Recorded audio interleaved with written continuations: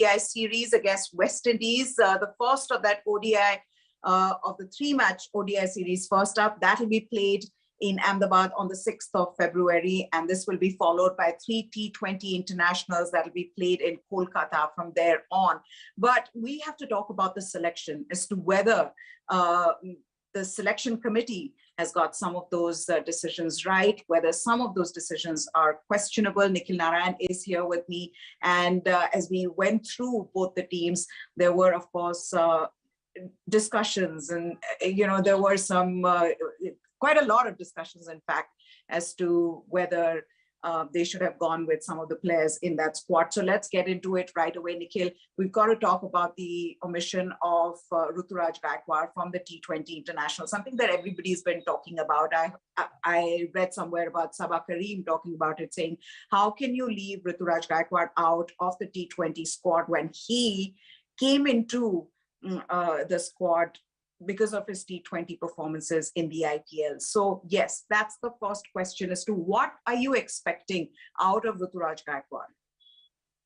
Yeah, I mean, Meher, now the question now is, what does Ruturaj Gaikwad need to do to play for India in either formats?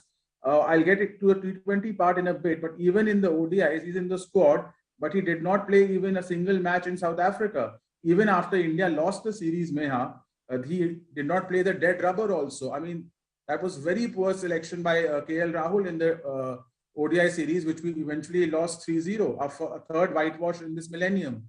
Coming back to his T20 selection, I mean, that is shocking. Ruturaj Gaikwad, for me, is your first opener in this Indian team, at least in the T20I 11. He should open with Rohit Sharma, ideally. That would be my pick. The 2021 IPL made Ruturaj Gaikwad, those 600 odd runs leading CSK's transformation after they had finished, not qualified for the playoffs in the previous season. Absolutely brilliant in the UAE leg, Meha.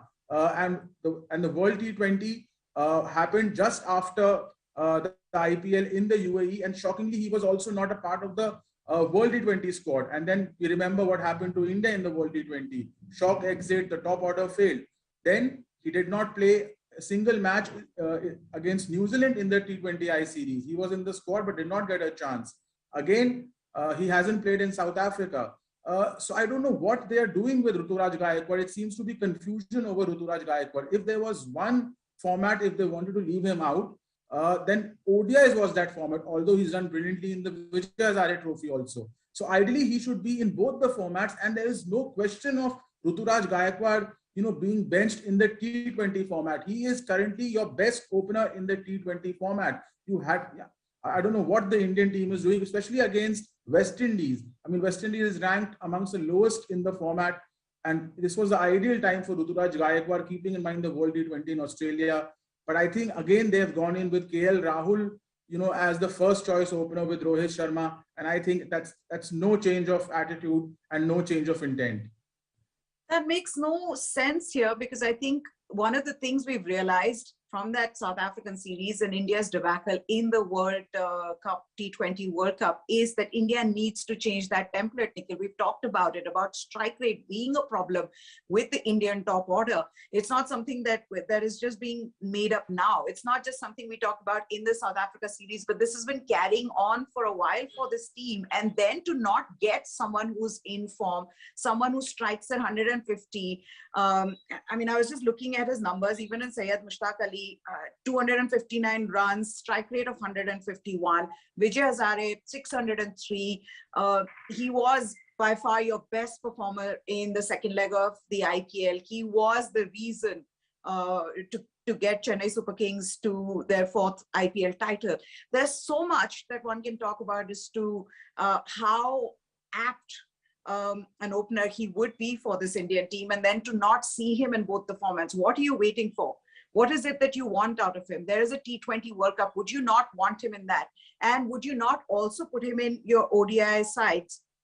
So trying to build that team for the 2023 ODI World Cup. I mean, it's beyond me as to what they're thinking. And this muddled thinking just goes on in other selections as well. We're going to talk about it, Nikhil. But I don't understand where this comes from. And we've seen this time and again with this Indian selection committee where, let's move on then to the next one, which we talked about with the wrist spinners. Now, suddenly wrist spinners have come back into the reckoning. This after for 4 years, the selection committee and the team management, Virat Kohli, everybody was raving about the wrist spinners. It was, the kulcha time, so to speak, in those 4 years. And come the T20 World Cup, you suddenly don't find Yuzvendra Chahal in the side.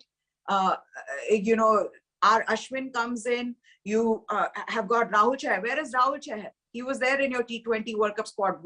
Why have you dropped him? So just, I don't know. They seem to have gone back to now that wrist spinners template.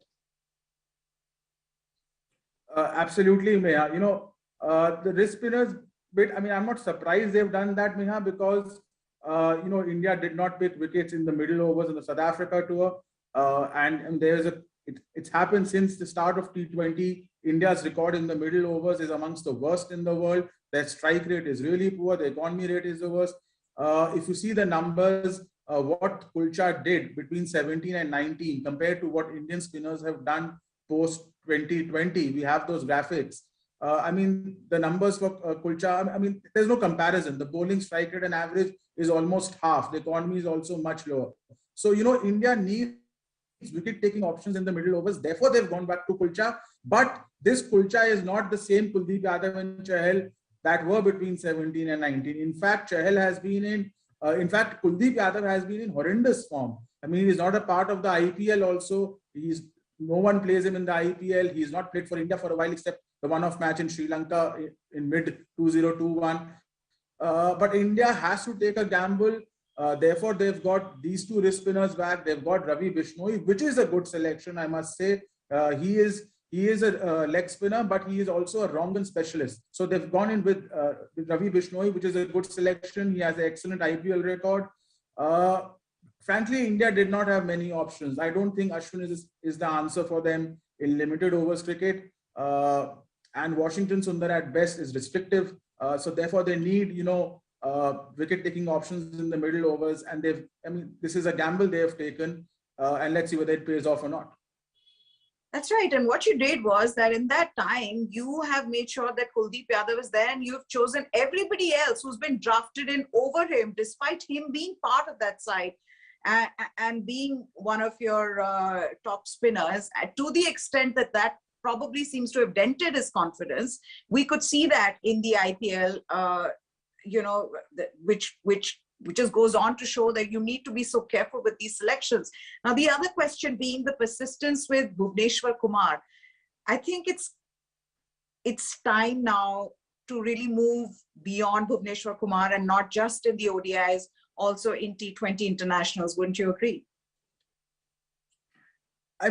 It's also surprising for me. So they've taken him to be a part of the T20I contingent, but not a part of the ODI squad. Now, why is Bhuvneshwar playing T20Is for India still? He's 32. He doesn't have the same pace. He was found wanting in South Africa clearly for pace and also in conditions where the ball doesn't seam or swing, which is South Africa and which is going to be Australia in the World T20. He will be found wanting. He's good in England and New Zealand where the ball moves. Also, he had a horrendous IPL for SRH this season. He has been a consistent performer previously, but this season, 6 wickets, an average of 56, economy of 8. He was just not there. So I don't know why Bhuvneshwar Kumar features in this team. Looking, if India is looking at the future, for me, he does not feature in the 18 to 25 players India should be looking at.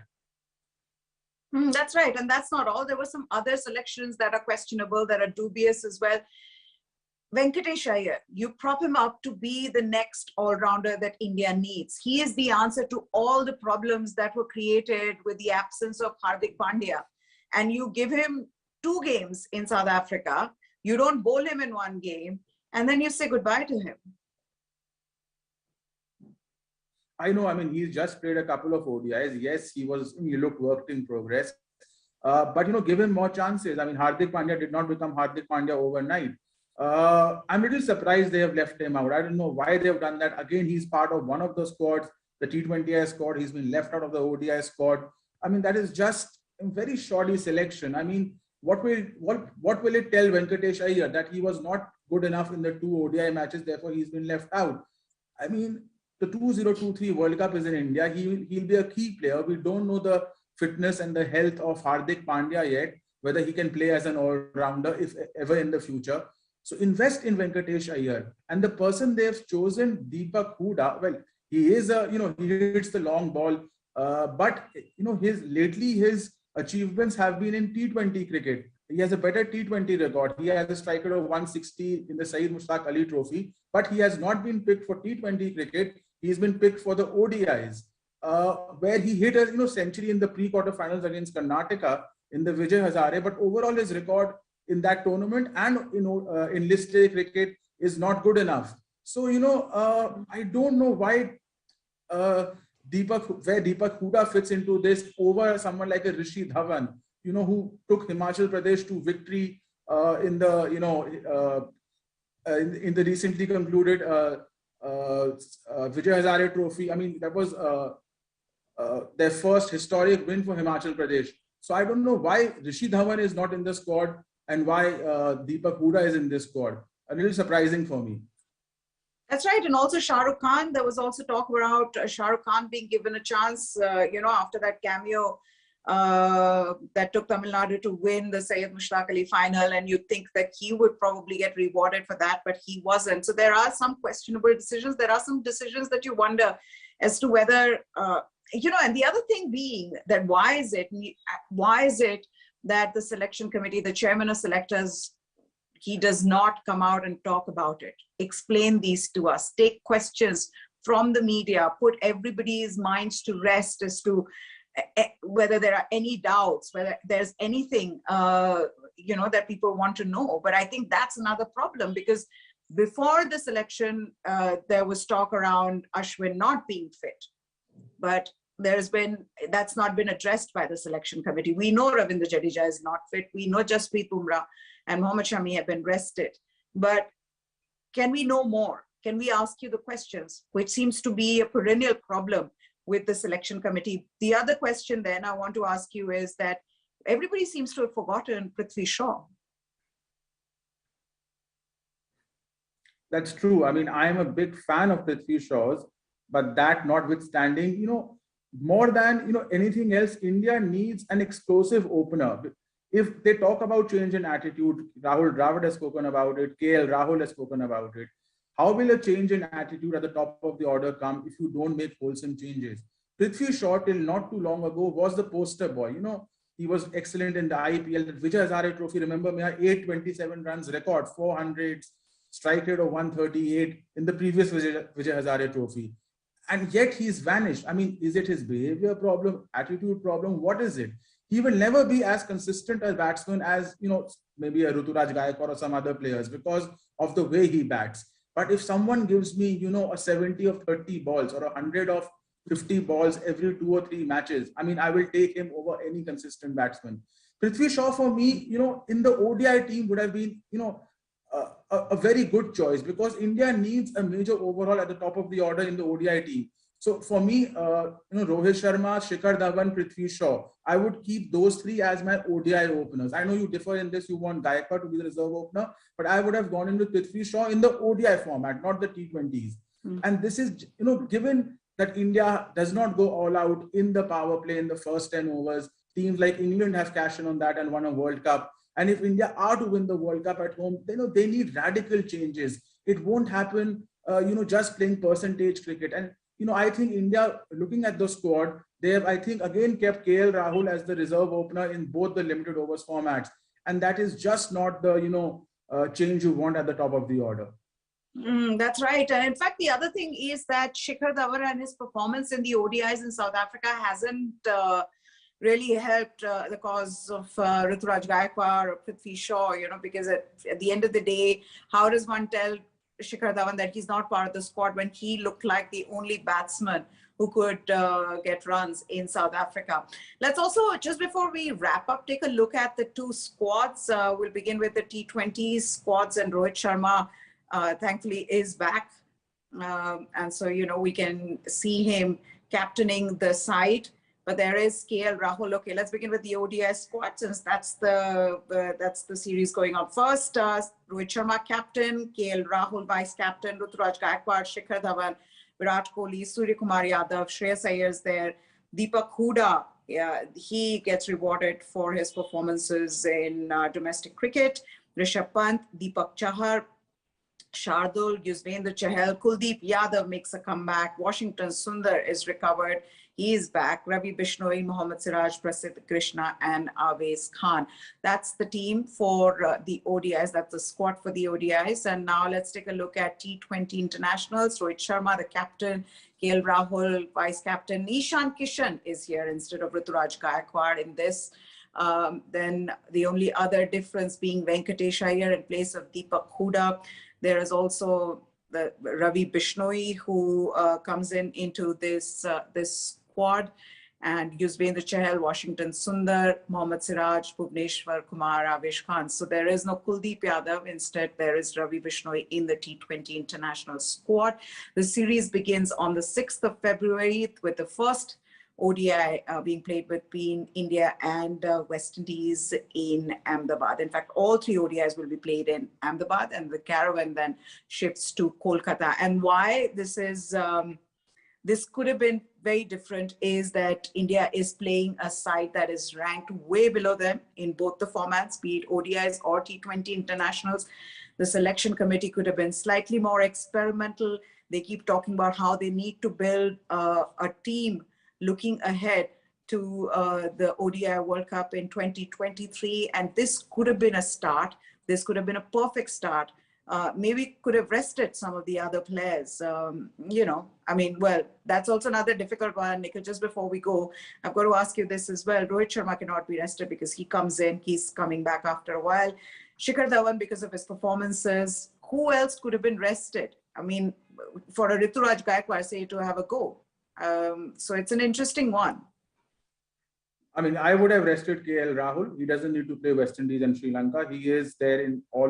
I mean, he now play. He's the vice captain, and I wouldn't have Shreyas Iyer in the ODI squad. I would have taken Prithvi Shaw instead of Shreyas Iyer. Ruturaj Gaikwad, India has played 8 T20Is and 3 ODIs since his heroics in the IPL 2021, and Gaikwad hasn't featured in any 11 of these limited over internationals. That says it all. This is the way he's been treated, and it's it's just not fair, and it's going to harm Team India in the foreseeable future.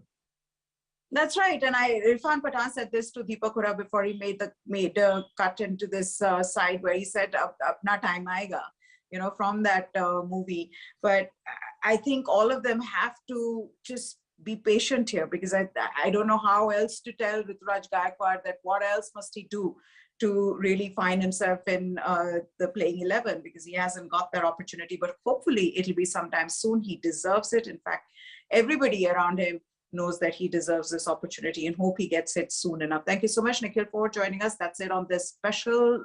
We'll be here with all the latest from the world of cricket, from the world of sports, Australian Open, whatever is happening in the world of sports will be here on News 9 Digital. For now, goodbye. Thanks for watching.